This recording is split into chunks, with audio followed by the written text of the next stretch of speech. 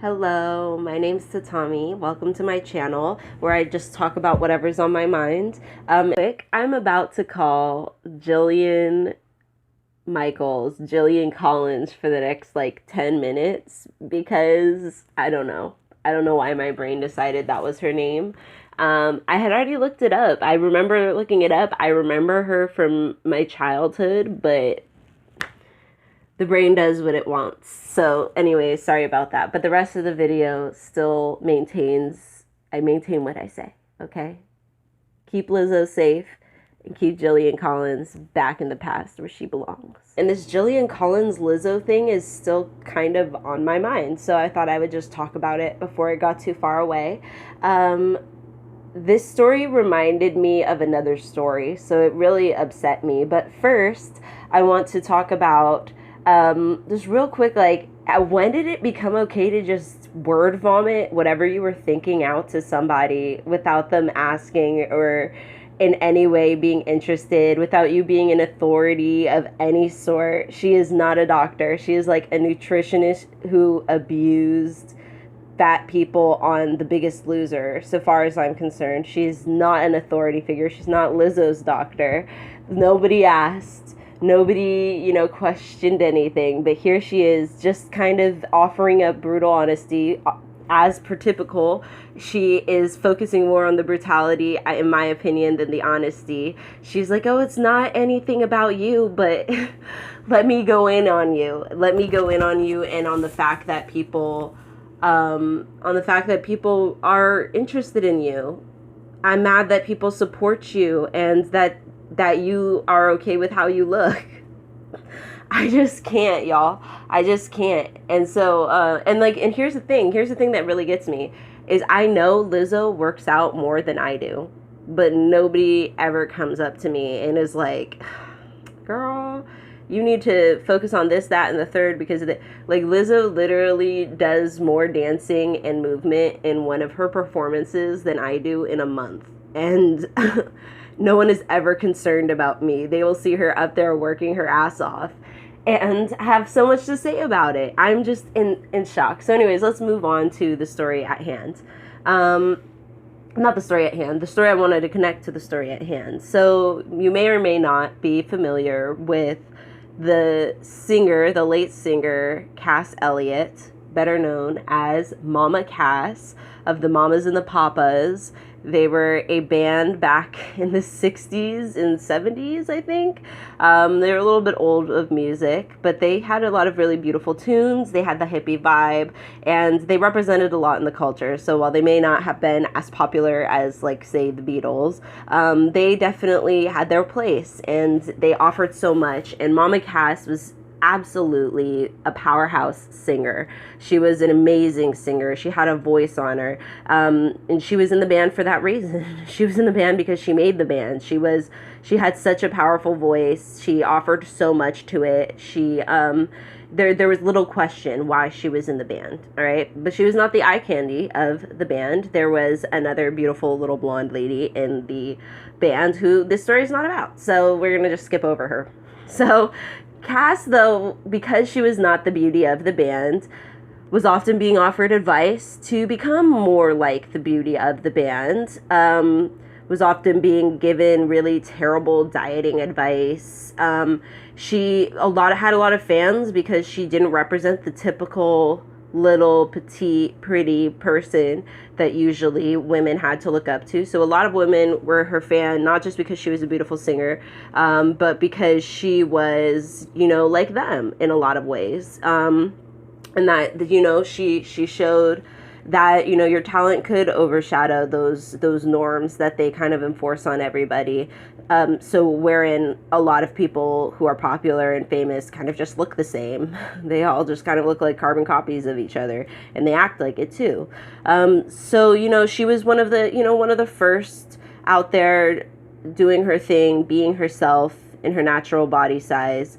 And, it took a toll on her. Like I said, people were all up in her business. People couldn't just listen to her sing. They couldn't just support the band. They couldn't just fucking listen to the wonderful music that this person produced, because she did end up leaving the Mamas and the Papas, and she had 5 solo albums, and they were amazing. She was, the night before she died, she had like a sold out, like, she was just doing great. She was doing so great. She was raising her baby on her own. She was just living her life. But there are effects to insisting you understand the human body just because it makes you mad that somebody is fat, dares to be fat. It gets deeper than that. It's not just up to you because you don't like it and you think people are encouraging something that you don't like, blah, blah, blah. You can't keep it to yourself. You can't just shut the fuck up. Anyways, so Mama Cass ended up dying right before her concert at a very, very young age. I'm pretty sure she didn't even break like 30, or she was just past it. Just ridiculously young at the prime of her career, just building it up in momentum, you know, doing amazing. And let me just read to you on Google what the top questions for this wonderful singer is. First question: how much did Mama Cass weigh at her death? That's the number one Googled question. How much did she weigh at her death? I'm not even going to click on it. I don't fucking care. What happened, Mama Cass? How did Mama Cass die sandwich? So here's the kicker. A fatphobic doctor is the first person who happened to get into the hotel room to see her body. He did not check her body. He did not even look at her body. He had the hospital take her off to where they were going to get, examine. And he looked around the room and he saw a sandwich on the counter with 1 bite taken out of it, or a couple bites taken out of it. And he hypothesized aloud, oh, maybe she was just eating so fast that she choked and died on a sandwich. And so that was put in the goddamn news, that Mama Cass choked and died on a damn sandwich. Lo and behold, they do an autopsy. No, she did not fucking choke. She was sleeping like a normal person well after having eaten. But how dare she, a fat person, have had a sandwich partially eaten on the countertop and didn't finish it? She must have choked. That's the only reason she didn't finish it. She must have choked on that bite. I'm like, when I read that shit, I was so mad, y'all. I'm like, the disrespect that people will just dole out because somebody is fat. You just lose all manners, all common sense, all respect for humanity. All the manners your mama taught you, gone. And it don't even matter to you because this person's fat. So lo and behold, they do an autopsy. Mama Cass Elliott, died from the effects of dieting. It started to wear on her heart. Apparently, the human body can live for a long time obese. Maybe not the most healthily, but typically, yeah, actually, not the most unhealthily. But what it can't do is yo-yo in weight, back and forth, the way dieting makes you do. Because diets don't work, right? This was discovered decades ago.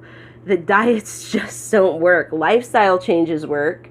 Slow changes that don't so dramatically change, because in the best dieting books, the ones that are actually healthy, they're not even diets. They're just asking you to do it slowly. They warn against that fast stuff, the fast dropping of weight, the rapid loss. When I was a little girl, I used to be so shocked when I would hear women talking about their wedding day and how they lost all this weight, and then in the honeymoon they'd be like, oh, I gained back 40 pounds. And I remember thinking, like, what? How? What? I didn't understand how, smoking cigarettes, extreme dieting of like lemon juice and cayenne pepper, and like losing the water weight worked, right? I was just like, how would you gain all that in a week? Like, that seems terrible. And it's terrible. It's terrible for your body. I mean, I'm sure your body's just, it's just feeling starved. It feels probably pretty good in that week. Like, finally, we're getting some nutrients. But yeah, like, it's just, it takes a toll on your damn body. It does. Extreme dieting, you offering these terrible, terrible, unhealthy tips to people you think are unhealthy. It's just mind-boggling. I don't understand where people get the nerve to do it. You are not a doctor. You are not a doctor. You do not know what the hell is going on. Leave that to their doctor. Leave that to that person personally, and figure out how to respect people even when you are for whatever reason personally invested in what they look like, what you think that they eat. Like I said, she probably eats better than I do. She definitely exercises way more than I do. You can't tell how much somebody exercises just by looking at them. And how dare you even imply that they're like not doing healthy things just because like you're mad to see them happy, and that's what's really sad. So anyways, I don't think Jillian Collins for 1 second was trying to be a nice lady. I don't think for 1 second she was actually being helpful or even trying to be helpful. I think she was trying to get herself back relevant, because who the hell is talking about Jillian Collins? It's not 2002. It's not 2012. Nobody wants to hear about Jillian Collins. Nobody, I bet her shit isn't even at Ross no more. I bet you can't even get her shit discounted at Ross no more, because that's how little people are checking for that woman. Nobody cared about her. So what she do? She went and attacked the biggest name she could find. And no, she could have said this about who? DJ Khaled, fucking Fat Joe. Fat Joe seems to be celebrating his fatness, doesn't he? And he was somebody who was out during her prime. Oh, but no, she didn't write him a little op-ed. She didn't go on TV for him. Adele's been out and one of the biggest names in the scene for how many years, but she don't talk to her. Who does she talk to? Who does she offer her criticism to? She offers it to this black woman, this fat, dark-skinned black woman. And I think it's pretty fucking obvious where the fuck she was going with that. So anyways, fuck Jillian Collins. Fuck you if you think that you need to offer anybody advice on their fucking weight and go on people who you don't know. Even in people you do know. Unless they fucking ask you, leave them alone, please. Like, leave them alone. You can make certain foods for people, help people out with certain things, but keep your damn words to yourself. If you don't have nothing nice to say and you are not a goddamn authority, leave it alone. And actually, a lot of doctors are fat phobic as well. They haven't actually studied it. They just simply dislike fat people, so they will ignore actual issues and disease and blame it all on obesity, and people die.